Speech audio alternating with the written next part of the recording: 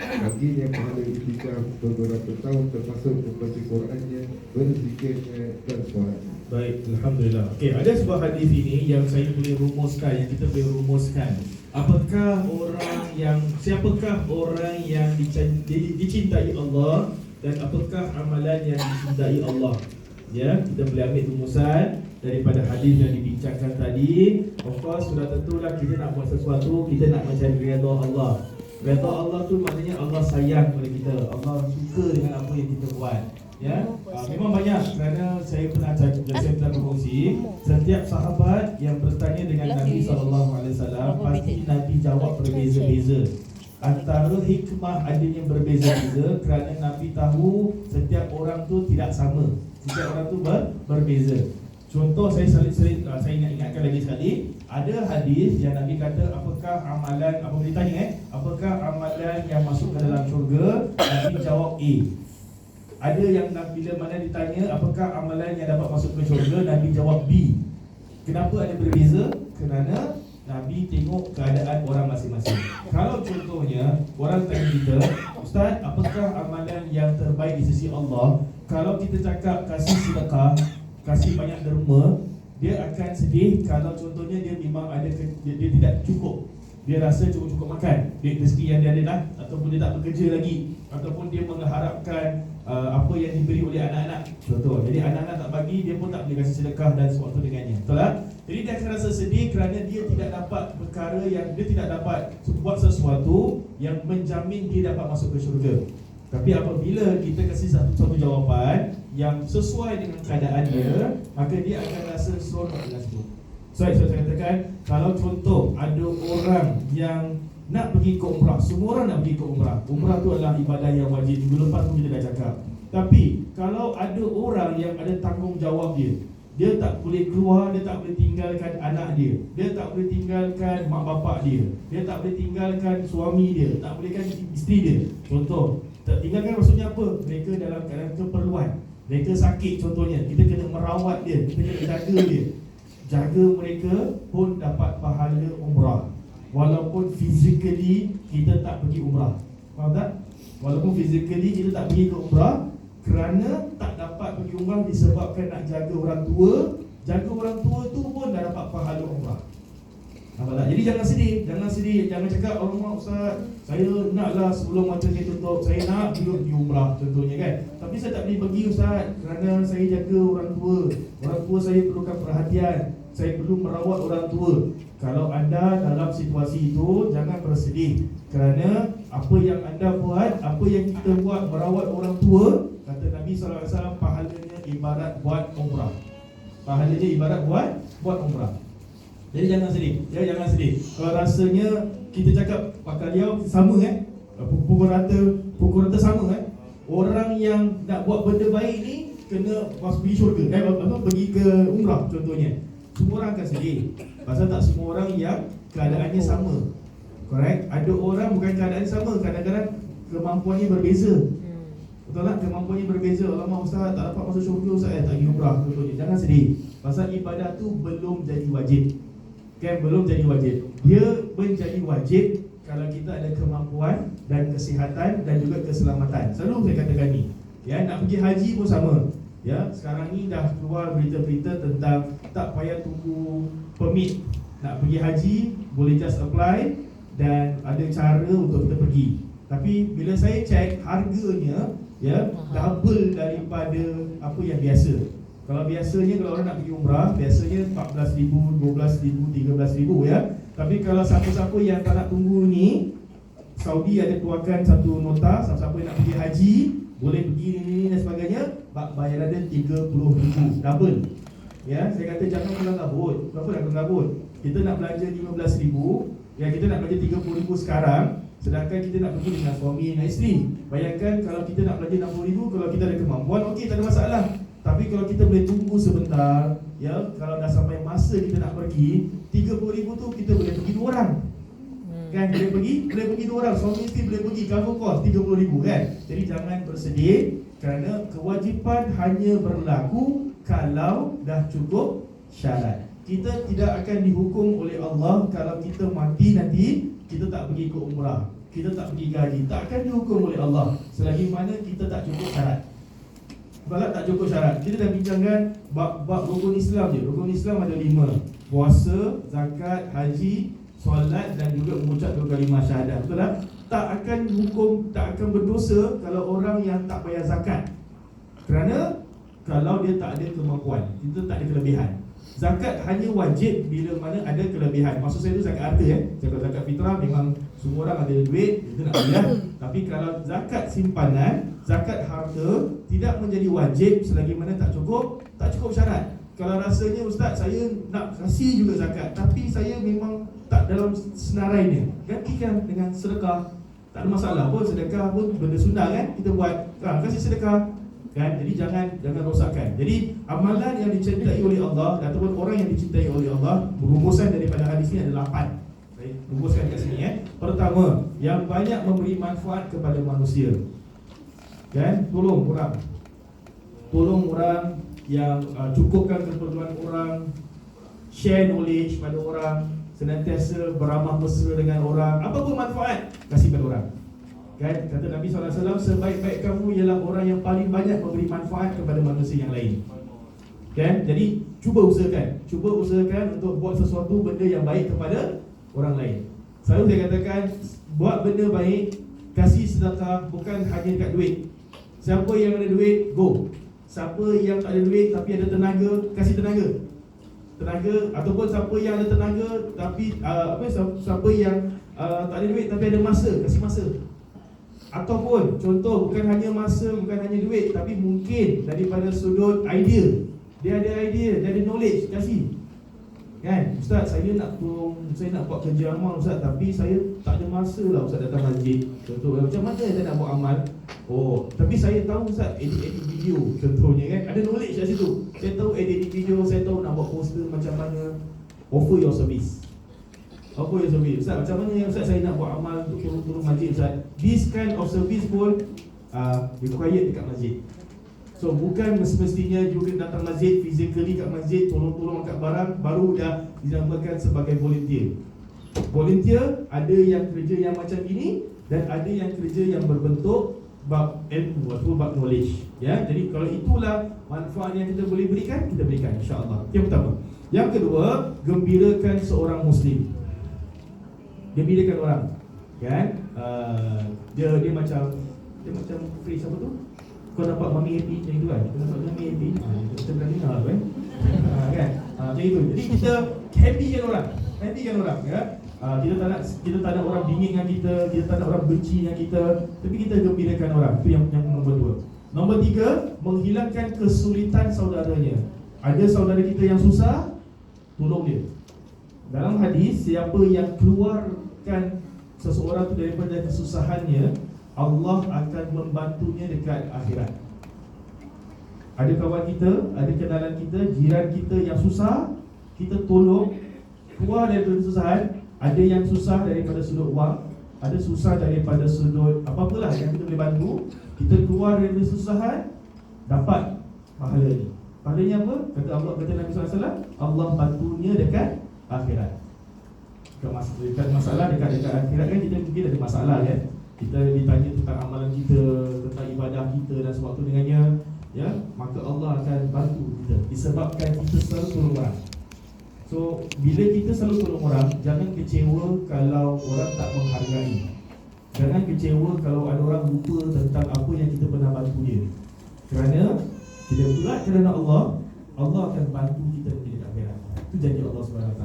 Dunia tak dapat tak apa, dekat akhirat kita nak. Dan dunia tak dapat terima kasih tak apa, tapi dekat akhirat Allah berterima kasih dengan kita. Nampak? Ya, jadi itu kebaikan ya. Nombor 4, selesaikan hutang saudaranya. Saya faham, kerana buat hutang ni kadang-kadang sensitif kan. Ya, lagi dia kadang-kadang banyak orang tanya, Ustaz, apa hukum? Kadang-kadang orang dah sebabkan marah pasal dia akan tanya soalan-soalan yang dia kecewa. Ustaz, apakah hukum orang pergi umrah tapi dia masih ada hutang? Sampai macam itu kan. Apakah hukum saya nampak dia pergi holiday tapi hutang tak bayar? Apa hukum? Semua hukum. Memang hukum aja. Apa hukum dia makan seafood sedap-sedap, dia post dekat Facebook tapi ada hutang banyak? Semua salah. Disebabkan dia hutang, Nak makan pun salah, nak pergi holiday pun salah, semua salah pasal hutang pasal ya. Okey. Kalau contohnya ada orang dia berhutang disebabkan keperluan, saya nak sarankan kepada abang-abang, kakak, teman-teman, nak bila bab hutang ni memang sensitif. Dan saya pernah berkongsi ayat yang paling panjang dalam Al-Quran adalah berkenaan hutang. Selalu saya kata dalam Al-Quran ayat yang paling panjang tu maksudnya apa tau? Dalam Quran kalau kita buka satu page ni daripada atas sampai bawah, Allah cakap pasal hutang. Ulama bincangkan itu menunjukkan peritnya hutang dan bahayanya berhutang. Tapi ada orang dia berhutang disebabkan keperluan, betul tak? Bukan dia suka. Tapi ada orang yang suka berhutang. Lain tau. Ada orang yang berhutang disebabkan benda perlu, tapi ada orang yang memang berhutang disebabkan benda-benda yang dia suka-suka, contohnya ya. Jadi kalau contoh kalau saya boleh sarankan, kalau boleh elakkan daripada beri hutang ya, kerana lebih-lebih lagi kepada keluarga kita sendiri kerana takut boleh menimbulkan masalah-masalah yang lain. Tetapi kalau kita kan lebih kenal keluarga kita sendiri kan, contoh yang pinjam tu adalah adik-beradik kita, dan kita tahu adik-beradik kita tu punya keadaan macam mana kan. Kita nak tolong, kita tolong. And jangan push dia untuk bayar balik, kerana kita nak menjaga silaturahim antara adik-beradik tersebut. Kalau tidak, boleh menimbulkan masalah. Kalau kita jenis yang bangsa tak boleh sabar, masih tunggu bila kau nak bayar, lagi bagus jangan bagi. Kerana takut menimbulkan masalah, kerana yang pinjam tu adalah antara keluarga sendiri ya. Kalau kita pinjam bapak dengan mak kita, saya jarang dengar bapak mak push anak bayar. Saya jarang bukan tak ada saya jarang dengar bapak dengan mak akan push anak-anaknya bila nak bayar balik. Jarang tapi mungkin ada, tapi jarang ya. Itu saranan saya lah. Kalau boleh dalam bab hutang, lebih-lebih jaga ya. Tapi kalau contoh ada orang ni memang hutang dia kerana keperluan keluarga, kita bagi dia, lepas tu dah at the end of the day kita dah tak main kita apa tahu, kita tak akan mengharapkan duit dia datang balik. Itu yang akan menyebabkan, itu yang akan memberikan kita ketenangan hati kita. Saya pernah jemaah datang masjid, Ustaz, saya segan nak cakap dengan Ustaz, tapi saya gini, cerita lah, biasa kita dengar kan, cerita saya nak pinjam 300, 200, 300, jadi itulah lebih kurang. Dan bila dia cakap ada anak dia kat dalam van dan sebagainya, so bila saya bagi tu, saya ni satu, saya mengaku masjid kita pegawai tak boleh kasih duit, kerana takut nanti memberi, bukan pegawai bukan masjid boleh kasih duit, kita tak boleh kasih duit kita personal tak boleh kasih, kerana takut dia mengakibatkan masalah-masalah lain. Ada juga pernah dalam pengalaman saya, staf masjid berhutang antara satu dengan lain. Pening nak jaga kan? Pening nak jaga. Kita settle masalah dia ni. Sekali check, Ustaz dia pun pernah hutang dengan saya tau. Allah, aku dah kena jaga orang ni masalah pula kan? Korang yang berhutang, aku yang beri masalah pula kat sini kan? Itu pun pening juga kadang-kadang ya. So bila saya bagi abang tersebut dia bayar sebalik, tapi kadang-kadang bila kasih balik tu cakap Ustaz, minta maaf lah, saya lambat, minta maaf, mesej berjaya-jaya dan kasih balik $20, $30 dan sebagainya. Dan tapi memang dalam mindset saya tak minta dia. Dia tahu benda ni takkan datang balik. Itu cara saya. Bila saya tolong, maknanya saya tak akan mengharapkan dia datang balik. Kerana kalau saya takut, bila saya mengharapkan, dia akan saya pening kepala nak kejar dia. Kan biasa kita dengar kan, nak pinjam senang, rasa yang tukang pinjam jadi Thailand kan? Dia nak bawa balik, dia nak bayar balik, kita pula yang stres kan? Itu nak berhati-hati. Tapi itu terpulang pada masing-masing. Cuma bab hutang ni very very sensitive. Sebab kadang-kadang ada orang PM saya nak minta pinjam, sorry saya tak dapat kes pinjaman. Dan ada kadang-kadang pengantin yang nak pinjam duit, tapi dah lepas kahwin lah. Dia kalau nak kahwin pinjam duit, dia cakap kau nak kahwin, aku yang kena bayarkan tau. Itu selalunya lepas kahwin.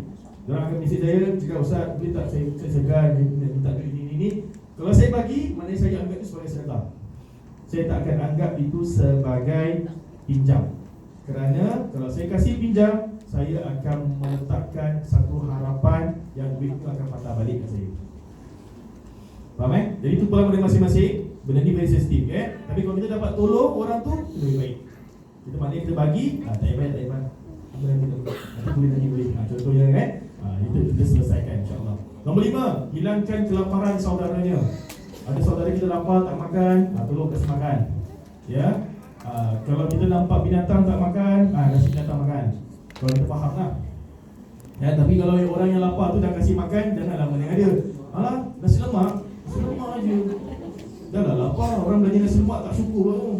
Ada orang jenis macam itu kan. Kita pula dalam hati cakap, mana ada. Aku dah bagi nasi lemak satu paket sini 7 kan kat belakang ni. Sini 7 nak minta nasi biryani pula. Ada kan benda kan. Ada orang gitu pula perangai dia kan. Dia dah lah tak cukup, bila orang nak kasih tak nak pula. Contoh kan. Sebab kadang-kadang dia penting tau. Ada orang bila jual terima ikhlas. Bila kita kasih $2, tak cukup. Minimum $5. Tapi apa kata ikhlas cakaplah, kan senang jual. Wah, $5 bang, $5. Kan senang kan? Kalau orang kasih $5 atau nak kasih lebih kan senang kan? Dia cakap ikhlas, orang kasih 30 sen tak cukup. Ikhlas. Kan? Tapi kita pun nak kita berpada-pada lah. Dah nampak benda tu mahal, ikhlas pun agak-agak. Kan? Contoh, sering saya kata benda ni nak bayar ustaz-ustaz ikhlas ke ada fix? Ada yang fix bayar orang nak bayar saya, bayar macam ni.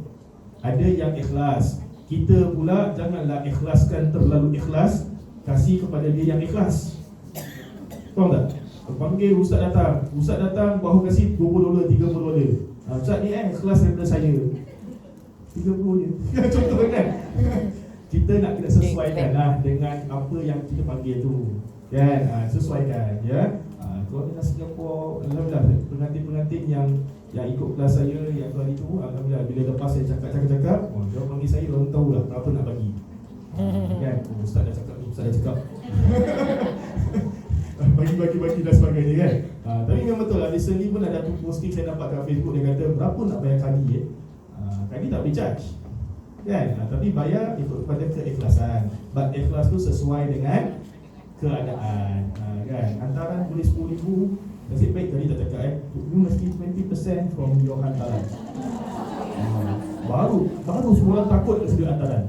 10,000 nanti tadi dah dapat berapa semua orang nak jadi kadi. Semua orang nak jadi kadi contoh pasal boleh kasih hantaran, kenapa tak boleh kasih bayar kadi? Contoh jadi yes ikhlas, tapi sesuaikan. Sesuaikan dengan keadaan sebagainya. Okey, seterusnya tunaikan hajat saudaranya. Tunaikan hajat saudara, kata Nabi SAW, siapa yang tunaikan hajat saudaranya, Allah tunaikan hajatnya di dunia dan di akhirat. Jadi kalau ada orang ada hajat sesuatu, minta tolong ke apa dan sebagainya, selagi boleh tolong.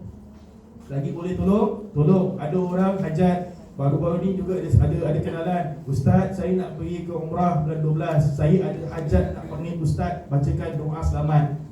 Saya cakap insya-Allah bang, awak kasih saya masa, tengok masa dengan waktu, hari, kalau sesuai saya tunaikan. Saya tak tanya berapa bang nak bayar. Saya tanya gitu Saya tanya berapa, bila masa tu. Kalau sesuai dengan masa kita tak tunaikan hajatnya. Kerana bila kita tunaikan hajat saudaranya ataupun saudara kita, Allah akan tunaikan hajat kita di dunia dan di akhirat insya-Allah ya. Selagi mana boleh berikan. Walaupun minggu lepas saya cakap saya berhajat kalau ada orang nak bawa durian kasih saya kan. Tapi kalau siapa yang ada kelebihan dan siapa yang rasa sesuai, betul tak? Kalau ada Kalau ada alhamdulillah. Kalau ada bawa simpan bawah meja. Kalau bawa satu kotak je, semua bawah meja insya-Allah. Okey, gurau. Okey, itu nombor 7. Nombor 6. Nombor 7 yang menahan kemarahan. Siapa yang suka marah? Tahan marah sekarang.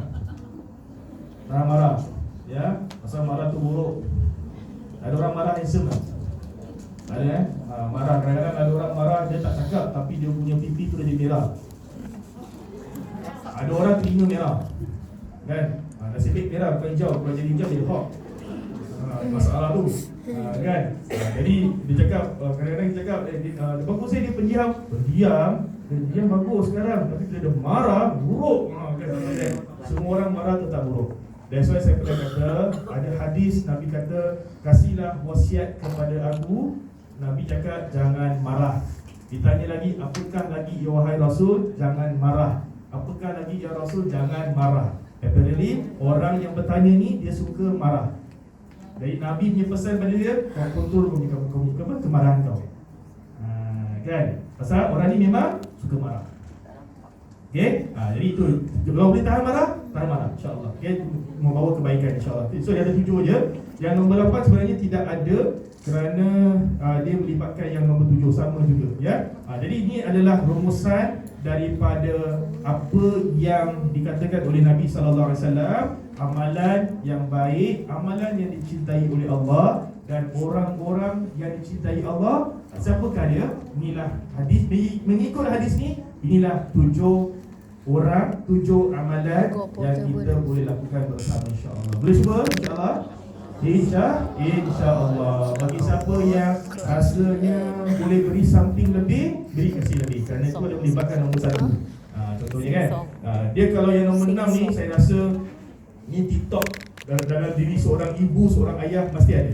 Kadang-kadang ada anak yang cakap, mak dah lama mak makan ni mak, besok dia akan masak, cepat-cepat dia akan masak, kan? Pasal anak punya tekak, kan? Dia cakap, kesian anak-anak aku ni, kan? Tu mak punya hajat, oi. Tapi kalau mak punya hajat, anak nak tunaikan, tak tahu dah apa dulu. Minta maaf bapaknya, tak terasa minta maaf bapaknya.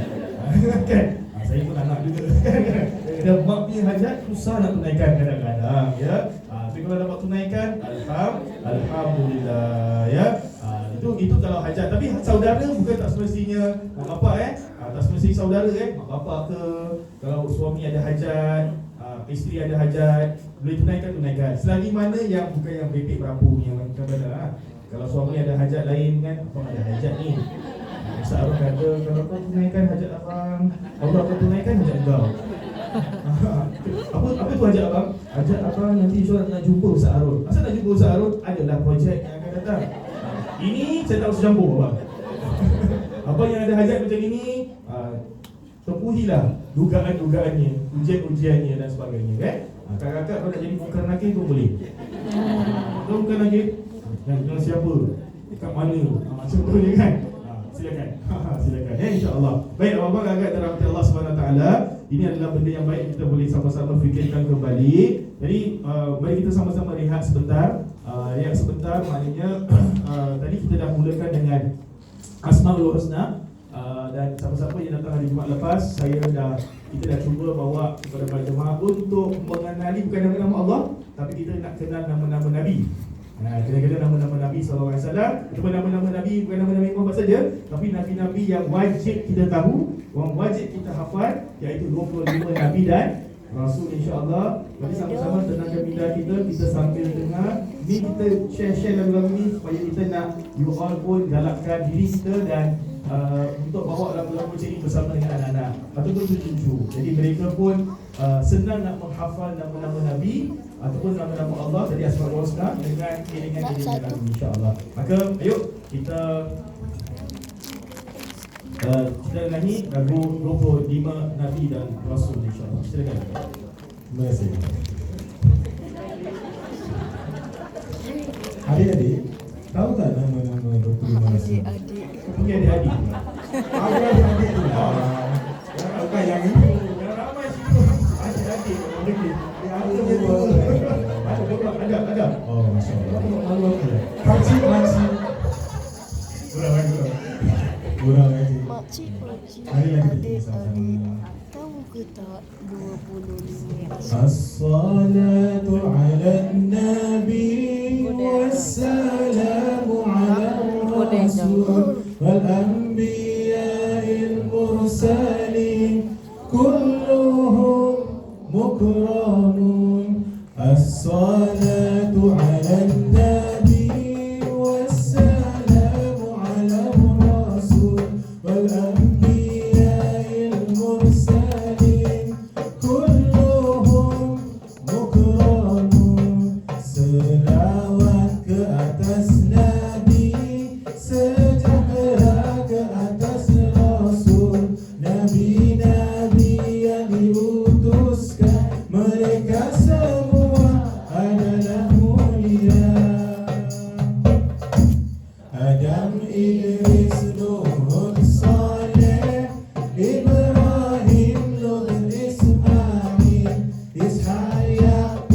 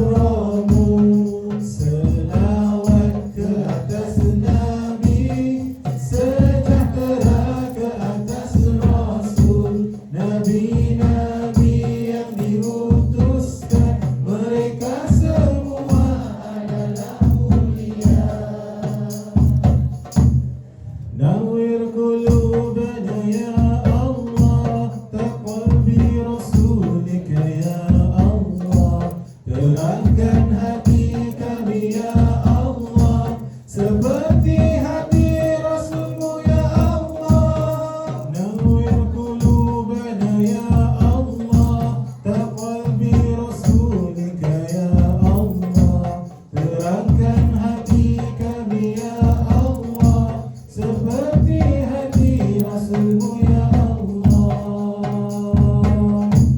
Adam Idris Nuh Saleh Ibrahim Lut Ismail Ishaq Yaqub Yusuf Ayub Syuaib Musa Harun Zulkifli Daud Sulaiman Ilyas Ilyasa Yunus Zakaria Yahya Isa wal akhirul khatimul anbiya Muhammad al-Mustafa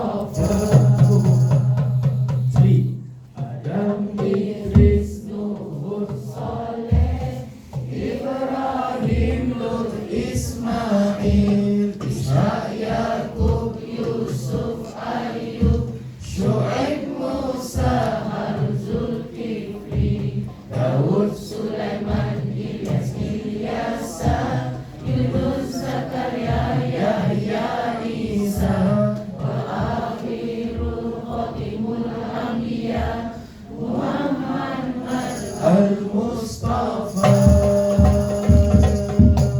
Adam Idris Nuh Saleh Ibrahim Lut Ismail Ishaq Yaqub Yusuf Ayub Syuaib Musa Harun Zulkifli Daud Sulaiman Ilyas Ilyasa Yunus Zakaria Yahya Isa wal akhirul khatimul anbiya Muhammad al-Mustafa. Okay, jadilah nama-nama Nabi dan Rasul yang wajib kita ketahui. Ada di antara kita yang dah tahu, tapi anak-anak kita mungkin ada yang tak semua yang mereka tahu. Ya, jadi Nabi-Nabi ini semua sama yang wajib kita ambil tahu dan wajib kita beriman. Ya, jadi kalau boleh kita galakkanlah kepada mereka-mereka untuk mengambil tahu, dan antara cara nak mengambil tahu adalah untuk mendengarkan lagu-lagu macam ini supaya mereka senang tahu insya-Allah. Jadi kalau siapa yang ada anak ramai, buat lagu insya-Allah ya. Lagu saya nak galakkan mak saya ni untuk nyanyi juga insya-Allah ya. Nyanyi je. Udin Muhid Kamal Umun Harun dan yang paling manja Ahmad. Contoh gurau. Terpukul lagi aku. Baik, abang-abang teman-teman yang dirahmati Allah Subhanahu Wa Taala, kita sambung sedikit insya-Allah. Abang Muhammad silakan. Mustafa. Ayat betul. Muka surat 51 ya, lagi adab ya berkenaan apakah adab yang baik di sisi Allah Subhanahu Wa Taala insya-Allah. Silakan wadah muka surat 51 insya-Allah. Jadi Rasulullah SAW ada yang menyebut antara akhlak yang paling tinggi sifatnya ialah hendaklah kamu menyambung silaturahmi kepada mereka yang memutuskan kamu, memaafkan mereka yang menzalimi kamu, dan memberi sedekah dan bantuan kepada mereka yang mengharapkan kamu. Beginilah hebatnya didikan akhlak yang diajar oleh Rasulullah SAW kalau kita benar-benar ingin bersama baginda di dalam surga. Akhlak adalah cerminan hati. Untuk melahirkan akhlak yang mulia tentunya memerlukan hati yang baik, kerana akhlak akan lahir hasil dari sifat hatinya. Bermakna jika hatinya baik dan mulia, ia akan melahirkan sifat akhlak yang mulia. Adapun jika sebaliknya, iaitu jika hatinya jahat dan kotor, maka ia akan melahirkan akhlak yang jahat. Maka akhlak adalah cerminan hati seseorang, iaitu hati adalah raja bagi dirinya. Hatilah yang sebenarnya memandu orang tersebut pada akhlak yang baik atau pada akhlak yang buruk. bersabda Rasulullah SAW, sesungguhnya di dalam jasad manusia itu ada seketul daging. Jika baik, maka baiklah jasad seluruhnya. Jika rosak, maka akan rosak seluruh jasadnya. Ketahuilah, itu adalah hati. Maka seorang Muslim yang mencintai baginda dan ingin sekali bersamanya di dalam surga, perlulah membersihkan hatinya dari sifat-sifat mazmumah atau sifat-sifat tercela, kemudian menanam dalam hatinya sifat-sifat mahmudah, iaitu sifat-sifat terpuji, agar nanti dapat melahirkan pribadi yang mulia dan akhlak yang hebat. Antara sifat-sifat hatinya mahmudah yang akan melahirkan akhlak yang mulia: perasaan insaf, rela, tawakal, sabar, pemaaf, pemurah, ihsan, kasih sayang, rahmat, takut pada Allah, mengharap rahmat Allah, zuhud, merendah diri, tawaduk. Adapun antara sifat-sifat hati yang kotor dan jahat yang bakal melahirkan akhlak yang buruk: dengki, keras hati, pentingkan diri sendiri, kejam, zalim, dengki, hasad, sombong, takabur, riya, wujud, suka dipuji, tidak suka ditegur, tidak takut pada Allah, susah mengaku salah, tamak, bakhil, busuk hati, cacat ingin menang, dan sebagainya. Akhir sekali, ada sesuatu nasihat yang cukup baik. Adalah pelik jika seseorang itu dapat membasuh mukanya setiap hari 5 kali, tetapi tidak dapat membasuh hatinya dari sifat-sifat tercela ataupun setahun sekali. Baik, abang-abang ya Rasulullah, saya nak tutup hari ini punya kelas dengan beberapa perkara. Satu ialah kata-kata yang terakhir tu, nasihat yang terakhir tu, dia adalah kalau saya baru recall ada sebuah hadis Nabi SAW. Nabi pernah bersabda yang bermaksudnya, kalau seseorang itu satu hari mandi 5 kali, adakah dia akan pasti bersih?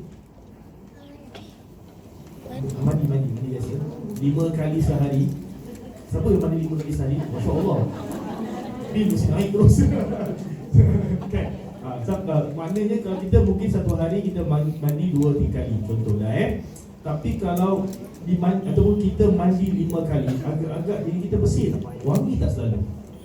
InsyaAllah InsyaAllah tapi kita segar sebenarnya 5 kali sehari banyak tu.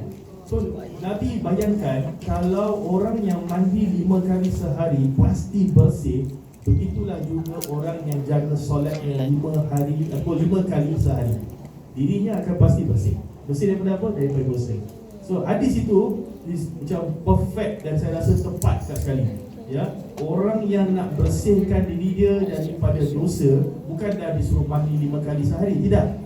Ya, tetapi ialah jalankan solat 5 kali dalam sehari, yang which is Allah dah wajibkan untuk kita melaksanakan. Jadi beruntung kepada kita yang menjaga solat, yang laksanakan sembahyang, kerana insya-Allah dia dapat mengawal diri kita dan memberikan kebaikan dalam diri kita. Yang nombor 2, poin yang nombor 2 saya nak kongsi ialah hadis yang pertama tadi, ialah antara akhlak yang paling tinggi kata Nabi. Ini akhlak yang paling tinggi yang saya rasa susah orang nak buat. 3. Pertama, hendaklah kamu sambung silaturahim kepada semua yang memutuskan. Easy tak? Bukan senang ya.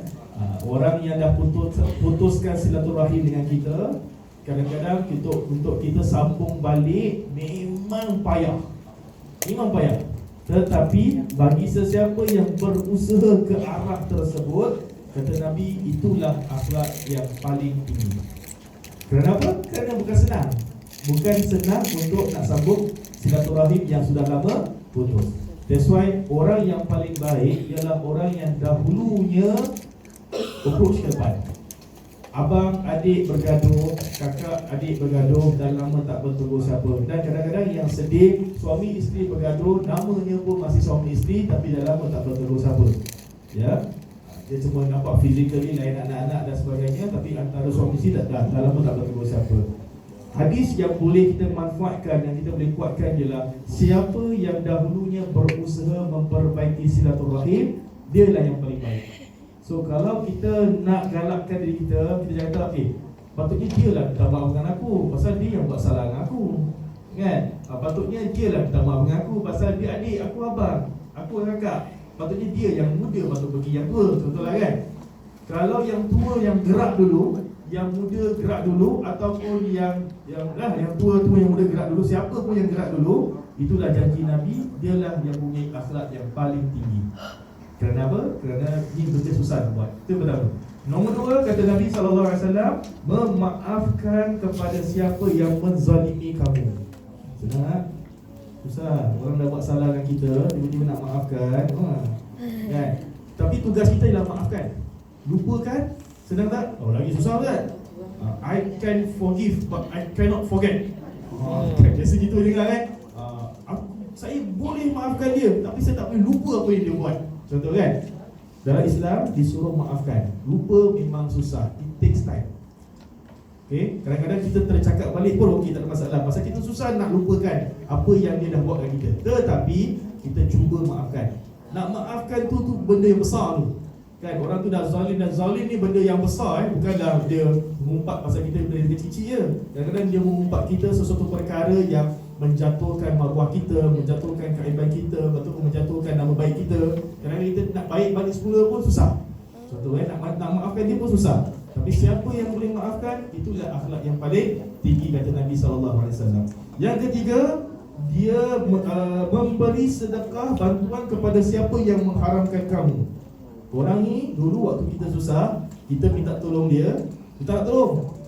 Engkau saya minta tolong aja, dah tak tolong kau. Contohnya, satu hari bila dia pula susah, dia jumpa kita, yang aku tengok kau dah senang sekarang boleh tolong aku tak?